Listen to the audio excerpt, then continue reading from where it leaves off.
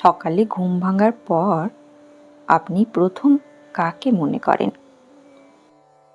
নিজের দুশ্চিন্তাকে, সংসারের কাজকে, টাকার চিন্তাকে, সন্তানের ভবিষ্যৎকে, নাকি সেই মানুষটিকে যার একটি কথা এখনো আপনার মনে কষ্ট দেয়? একটু সত্যি করে বলুন তো, চোখ খোলার পর প্রথম কয়েকটি মুহূর্তে আপনার মনে কি আসে? আজ কত কাজ, আজ আবার কি হবে, সমস্যাটা কবে যে মিটবে, আমি আর পারছি না। আর তারপর আমরা অবাক হয়ে বলি, জানি না কেন সকাল থেকেই মনটা খারাপ। কিন্তু কখনো কি ভেবে দেখেছেন, আপনার সারা দিনের অশান্তির বৃষ্টি হয়তো সকালেই মনের মধ্যে পড়ে যাচ্ছে? না, আজ আমি আপনাকে সকালে উঠে 10টি কাজ করতে বলবো না, কোনো কঠিন সাধনাও বলবো না। মাত্র একটি কাজ, যে কাজটি করতে আপনার 5 মিনিটও লাগবে না। কিন্তু এই একটি কাজ যদি প্রতিদিন সকালে করতে পারেন, হয়তো আপনার জীবনের সমস্যা একদিনে চলে যাবে না, সংসারের দায়িত্বও কমে যাবে না, কিন্তু সমস্যা সামলানোর জন্য আপনার মনটি বদলাতে শুরু করবে। আর বিশ্বাস করুন, বাইরের দিনটি কেমন যাবে সব সময় তা আমাদের হাতে নেই, কিন্তু সেই দিনটিকে আমরা কোন মন দিয়ে গ্রহণ করব, সেখানে সাধনার একটি গভীর ভূমিকা আছে। তাহলে সেই একটি কাজ কি? শেষ পর্যন্ত সঙ্গে থাকুন, কারণ আজকের আলোচনা শেষে আমি খুব সহজভাবে বলবো ঘুম থেকে উঠে ঠিক কিভাবে মাত্র কয়েকটি মুহূর্তে এই অভ্যেসটি করবেন। কিন্তু তার আগে একটি কথা বুঝতে হবে, সকালে প্রথম কয়েকটি মুহূর্ত এত গুরুত্বপূর্ণ কেন? আমাদের অধিকাংশ মানুষের সকাল শুরু হয় শরীর জেগে ওঠার সঙ্গে, কিন্তু মন জেগে ওঠে পুরনো চিন্তা নিয়ে। চোখ খুলতেই মনে পড়ে গতকালের কষ্ট, গতকালের অপমান, আজকের কাজ, আগামী দিনের ভয়, অর্থের অভাব, শরীরের চিন্তা, সংসারের অশান্তি। অর্থাৎ নতুন সকাল এসেছে, কিন্তু আমরা নতুন সকালটিকে স্বাগত জানাচ্ছি গতকালের মন নিয়ে। একটু ভাবুন, ভোরের আকাশ প্রতিদিন নতুন, সূর্য প্রতিদিন নতুন আলো নিয়ে ওঠে, পাখির ডাক নতুন দিনের সংবাদ দেয়।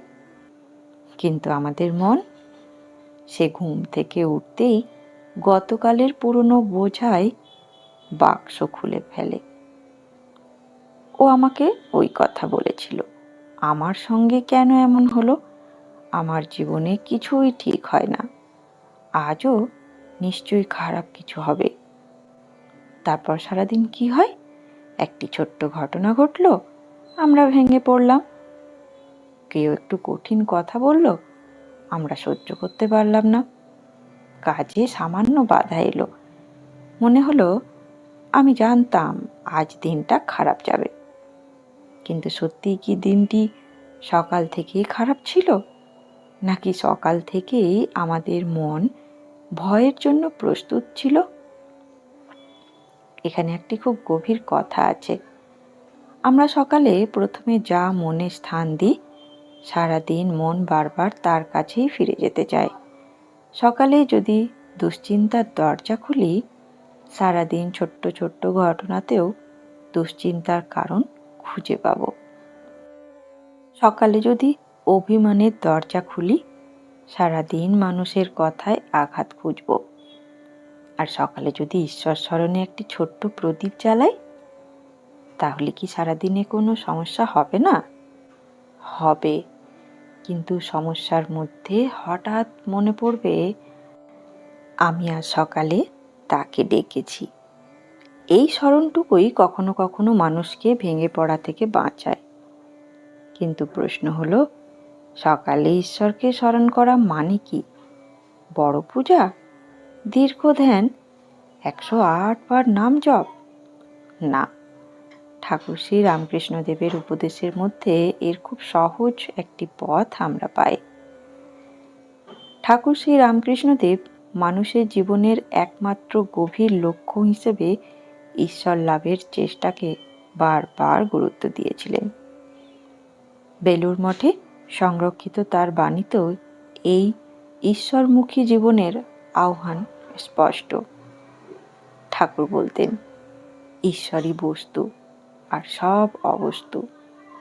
এই কথাটি শুনলে প্রথমে মনে হতে পারে, তাহলে কি সংসারের কোনো মূল্য নেই? সন্তান, পরিবার, কাজ, দায়িত্ব? না, ঠাকুর সংসারের দায়িত্ব ফেলে দিতে বলেন না। তিনি আমাদের মনের কেন্দ্রটি চিনিয়ে দিচ্ছেন। কারণ সকালে চোখ খুললেই আমরা কি করি? যা ক্ষণস্থায়ী তাকেই সবচেয়ে বড় করে দেখি। আজকের সমস্যা, আজকের অপমান, আজকের ভয়, আজকের অভাব। সেই মুহূর্তে মনে হয় এই সমস্যাটি আমার সমস্ত জীবন। কিন্তু 6 মাস পরে হয়তো এই সমস্যাটির রূপ বদলে যাবে। 1 বছর পরে হয়তো যে কথায় আজ কাঁদছেন সেটি ধার আর থাকবে না। তবুও আজ সকালে চোখ খুললেই আপনি সেই ক্ষণস্থায়ী দুশ্চিন্তাকে মনের সিংহাসনে বসিয়ে দিলেন। ঠাকুর যেন বলছেন, প্রথমে মনে করো কে সত্য, কে চিরস্থায়ী, কে তোমার সুখে আছেন, কে তোমার দুঃখেও আছেন, কে তোমার জীবনের সমস্ত না বলা কথা জানেন। তিনি। তাই সকালে উঠে শুধু এই একটি কাজ করুন। সংসারের কোনো চিন্তাকে মনে আনার আগে একবার ঈশ্বরকে স্মরণ করুন। শুধু একবার। চোখ খুললেই মনে মনে বলুন, ঠাকুর, আজকের দিনটি তোমার। অথবা মা, আজ তুমি আমার সঙ্গে থেকো। ব্যাস। কিন্তু শুনুন, এটিকে শুধু মুখের কথা করলে হবে না। সকালে উঠে এক মুহূর্ত থামুন, মনে করুন আজকের দিনটি এখনো শুরু হয়নি। আজ কে আপনাকে কি বলবে আপনি জানেন না, কোথায় বাধা আসবে জানেন না, কোথায় আনন্দ অপেক্ষা করছে তাও জানেন না। কিন্তু একজন আছেন যার চরণে আপনি ওই অজানা দিনটিকে রেখে দিতে পারেন। মনে মনে বলুন, ঠাকুর, আজ যা আসবে তোমাকে স্মরণ করে গ্রহণ করার শক্তি দিও। এই একটি প্রার্থনা আপনার সমস্ত সমস্যা মুছে দেবে। এমন কথা আমি বলছি না, কিন্তু এই প্রার্থনা আপনাকে একটি কথা মনে করিয়ে দেবে। আপনাকে সব কিছু একা বহন করতে হবে না। আর আশ্চর্যের কথা কি জানেন? মনের এই স্মরণের শক্তির কথাই শ্রীমদ্ ভাগবতে অত্যন্ত গভীরভাবে বলা হয়েছে। কেন সকালে প্রথমে ঈশ্বরকে মনে করা এত গুরুত্বপূর্ণ, তার উত্তর যেন সেখানেই লুকিয়ে আছে। শ্রীমদ্ ভাগবতে শ্রীকৃষ্ণদেব বলেছেন, যে মন ইন্দ্রিয় বিষয় চিন্তা করে সে সেই বিষয়ে আবদ্ধ হয়, আর যে মন আমাকে স্মরণ করে সে আমাতেই নিমগ্ন হয়। কি গভীর কথা! মন যাকে বারবার স্মরণ করে ধীরে ধীরে তারই রং ধারণ করে। তাহলে সকালে চোখ খুললেই যদি প্রথমে ভয়কে স্মরণ করি, মন ভয়ের রং নেবে। যদি প্রথমে অভাবকে স্মরণ করি, মন সারাদিন অভাব খুঁজবে। যদি প্রথমে কোনো মানুষের কঠিন কথাকে স্মরণ করি, মন সারাদিন আঘাতের জন্য প্রস্তুত থাকবে। আর যদি প্রথমে ঈশ্বরকে স্মরণ করি, না, তার মানে এই নয় যে সারাদিন আপনি ভাব সমাধিতেই থাকবেন। রান্না করতে হবে, সন্তানের কাজ করতে হবে, বাইরে যেতে হবে, অর্থের চিন্তা আসবে, মানুষের সঙ্গে কথা বলতে হবে, সংসারের হাজার কাজ থাকবে, কিন্তু মনের গভীরে একটি ছোট্ট স্মৃতি থাকবে। আজকের দিনের শুরুতে আমি তাকে ডেকেছি। এই স্মৃতিটি খুব ছোট্ট মনে হচ্ছে, একটি ছোট্ট বীজও তো প্রথমে খুব ছোট্ট, কিন্তু তার ভেতরে একটি বিশাল বৃক্ষ লুকিয়ে থাকে। ঠিক তেমনি সকালের একটি ঈশ্বর স্মরণের ভেতর সারাদিনের সাধনার বীজ লুকিয়ে থাকতে পারে। এখানে আর একটি কথা মনে রাখবেন, আমরা অনেক সময় বলি, আমার তো সকালে সময় নেই, কিন্তু ঈশ্বরকে স্মরণ করতে কত সময় লাগে। আপনি বিছানা থেকে ওঠার আগেই করতে পারেন। চোখ খুললেন, এক মুহূর্ত চুপ করে থাকলেন, নিজের ইষ্টকে মনে করলেন, তারপর বললেন, আজকের দিনটি তোমার চরণে দিলাম। 10 সেকেন্ড, কিন্তু সেই 10 সেকেন্ডে আপনি মনের দিকটি বদলে দিলেন।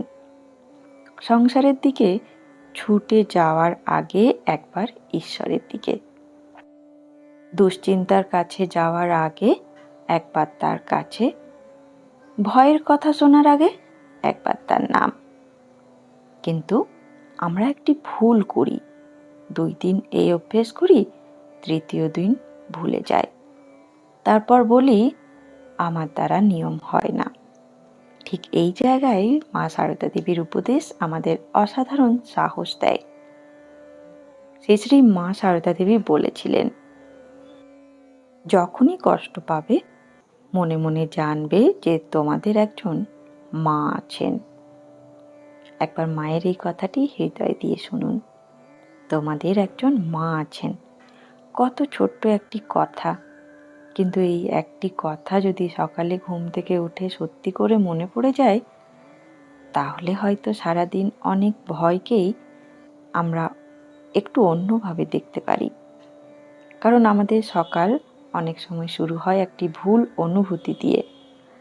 আমরা মনে করি আজকের সমস্ত দায়িত্ব আমাকে একাই সামলাতে হবে, আজ যা সমস্যা আসবে আমাকেই তার উত্তর খুঁজতে হবে, আজ কেউ কষ্ট দিলে আমাকেই সেই কষ্ট বয়ে বেড়াতে হবে, আজ কোনো ভয় এলে আমাকেই একা তার সঙ্গে লড়তে হবে।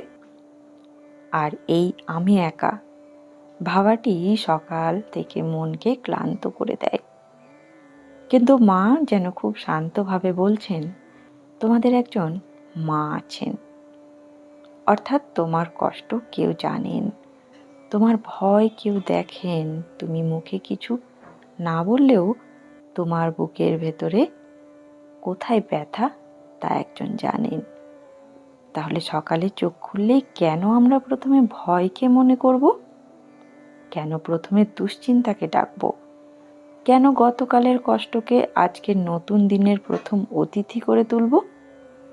তার আগে একবার মাকে মনে করুন, শুধু একবার।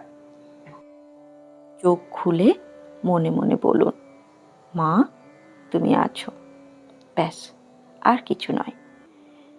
দেখুন, এখানে আপনি মায়ের কাছে কিছু চাইছেন না, বলছেন না আমার সব সমস্যা দূর করে দাও, বলছেন না আজ যেন কোনো বাধা না আসে, বলছেন না আজ সবাই আমার সঙ্গে ভালো ব্যবহার করুক, শুধু স্মরণ করছেন মা আছেন। আর বিশ্বাস করুন, কখনো কখনো মানুষের সবচেয়ে বড় শক্তি সমস্যা চলে যাওয়া নয়, সবচেয়ে বড় শক্তি হলো সমস্যার মধ্যেও মনে থাকা আমি একা নই। বন্ধুগণ, চলুন এবার জানি বাস্তব জীবনে এর সমাধান কি।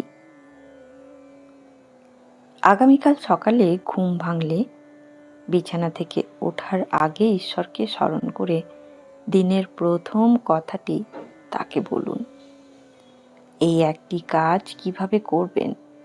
চোখ খুললেন, সঙ্গে সঙ্গে সংসারের কথা ভাববেন না, এক মুহূর্ত চুপ করে বসুন, নিজের ইষ্টের মুখটি মনে করুন। ঠাকুর, মা, শিব, কৃষ্ণ, যাকে আপনি হৃদয়ে ধারণ করেন। তারপর খুব ধীরে ধীরে মনে মনে বলুন, প্রভু, আজকের দিনটি তোমার চরণে দিলাম, আজ যা আসবে তোমাকে ভুলতে দিও না। ব্যাস, তারপর উঠে পড়ুন, নিজের কাজ করুন, রান্না করুন, ঘর সামলান, বাইরে যান, দায়িত্ব পালন করুন। কিন্তু দিনের মধ্যে যখনই খুব অশান্তি আসবে, সকালের সেই একটি মুহূর্ত মনে করুন, নিজেকে বলুন, আমি তো আজকের দিনটি তার চরণে দিয়ে শুরু করেছি। কেউ কঠিন কথা বলল, মনে করুন সকালে আমি তাকে ডেকেছি। কাজে বাধা এলো, মনে করুন আমি একা নই। হঠাৎ ভয় এলো, একবার নাম নিন, দেখবেন সমস্যা হয়তো তখনও আছে, কিন্তু আপনার ভেতরে সমস্যা আর একা রাজত্ব করতে পারছে না, কারণ সেখানে আর একটি স্মরণ আছে। হ্যাঁ, ঈশ্বরের স্মরণ। ভগবদ্গীতার উপদেশের আলোকে বলা যায়, মন যাকে বারবার স্মরণ করে ধীরে ধীরে তার দিকেই নিমগ্ন হয়। তাই সকালে আপনার মনের প্রথম আসনটি কাকে দেবেন, সিদ্ধান্ত আপনার। ভয়কে, দুশ্চিন্তাকে, অতীতকে, নাকি তাকে? আগামীকাল শুধু একদিন করে দেখুন, 7 দিনের প্রতিজ্ঞা নয়, 1 মাসের নিয়ম নয়, শুধু আগামীকাল। চোখ খুললে প্রথমে তাকে মনে করুন, তারপর দেখুন দিনের মধ্যে অন্তত একবার কি সেই সকাল স্মরণ আপনার মন ফিরিয়ে আসে। যদি আসে, তাহলে বুঝবেন একটি ছোট্ট পথ তৈরি হচ্ছে আপনার মন থেকে তার দিকে। কাল সকালে চোখ খুললেই পৃথিবীকে মনে করার আগে একবার ঈশ্বরকে মনে করুন। হয়তো আপনার সব সমস্যা সেদিন মিটবে না, কিন্তু দুঃখের মধ্যে হঠাৎ মনে পড়বে আমি একা নই। ভয়ের মধ্যে মনে পড়বে আমি সকালে তাকে ডেকেছি। আর কখনো কখনো সারাদিন ভালো কাটার অর্থ এই নয় যে সারাদিন কোনো সমস্যা আসেনি। সারাদিন ভালো কাটার অর্থ হলো সমস্যা এসেছিল, তবুও আমি ঈশ্বরকে সম্পূর্ণ ভুলে যাইনি। তাই কাল সকালে দিনের প্রথম চিন্তাটি দুশ্চিন্তাকে দেবেন না, প্রথম স্মরণটি তাকে দিন। কে জানে, আপনার দিনের সেই ছোট্ট শুরুটি হয়তো ধীরে ধীরে আপনার সমস্ত জীবনের পথ বদলে দেবে। ধন্যবাদ, ভালো থাকবেন। ভিডিওটি ভালো লাগলে ভিডিওটিকে একটি লাইক, শেয়ার এবং চ্যানেলটিকে সাবস্ক্রাইব করে নেবার অনুরোধ রইল। জয় ঠাকুর, জয় মা, জয় স্বামীজি।